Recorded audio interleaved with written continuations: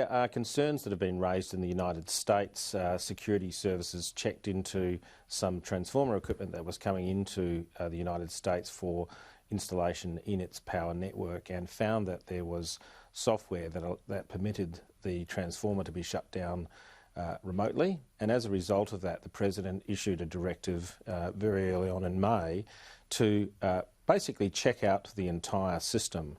Now, we have laws here in Australia that permit the same thing to happen under our critical infrastructure our laws that were passed in 2018.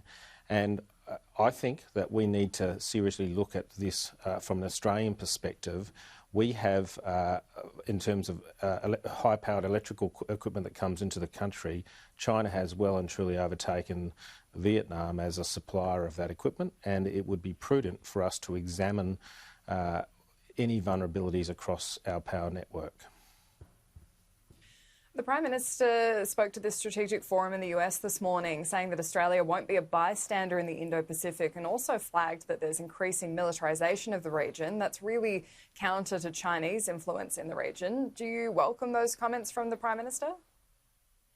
Look, I think they're a little bit late. As you know, I've been calling for an inquiry into our relationship with China and examining the situation with China for well over 18 months now, and not supported by either the Labor or the Liberal Party.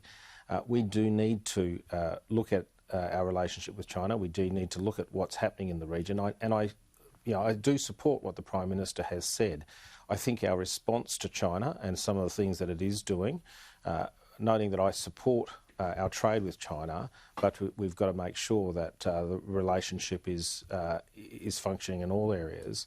The best response against China as it attempts to yield economic influence upon other countries is a multilateral approach where basically the international community, the countries in the region, basically stand up to China and say that's not okay. Now, you have been quite outspoken about China, as you just mentioned, and that's earned you the ire of what you could say, the Communist Party mouthpiece, the Global Times, is a propaganda paper published by the Communist Party. In one op-ed, they say that you've obviously never been to China. And they said those who've never been to China can sometimes be biased in their understanding of China, especially for some elderly people. What do you reckon, Rex? You are getting on a bit, aren't you? Well, that was perhaps the most harmful comment that they made against me. But seriously, it is a propaganda rag, and they do need to do their research a little bit better. I have been to both Shanghai and to Beijing.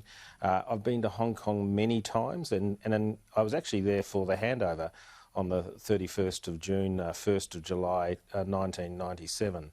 I've lived in Southeast Asia, worked out of Southeast Asia. So it just goes to show that the Global Times, they get a brief, and that is simply to play to their political masters, and it's a paper that's not worth reading.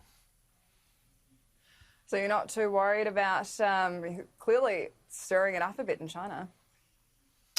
Oh, look, it's a funny thing. I've made some comments. They are based on facts. They are based on concerns out of the United States.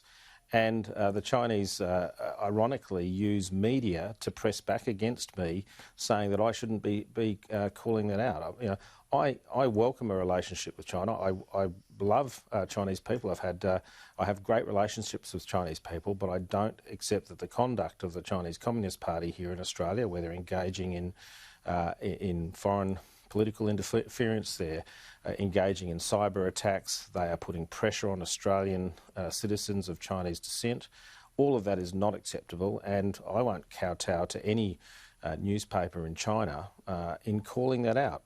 National security comes first, Australians come first in my representations.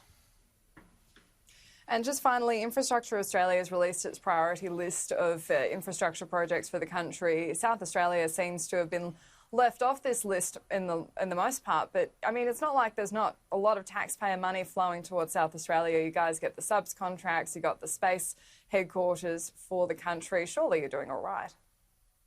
Look, the announcement or the list issued by Infrastructure Australia today is hugely disappointing. Now, South Australia has 7% of the population. We are going through a similar set of circumstances as every other state, perhaps not the same as Victoria, but in a post-COVID world, and we do need to strike up and have infrastructure programs. We need to look at immigration. You know, our immigration, Treasury gave the figures the other week, across Australia, shrinking from about 230,000 in 1819 to this financial year, 10,000.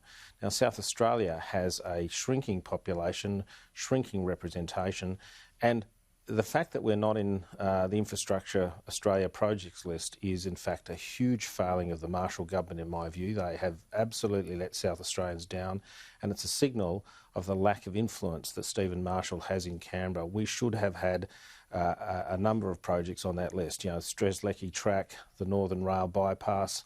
There are just a huge list of infrastructure projects that could have helped South Australia post-COVID.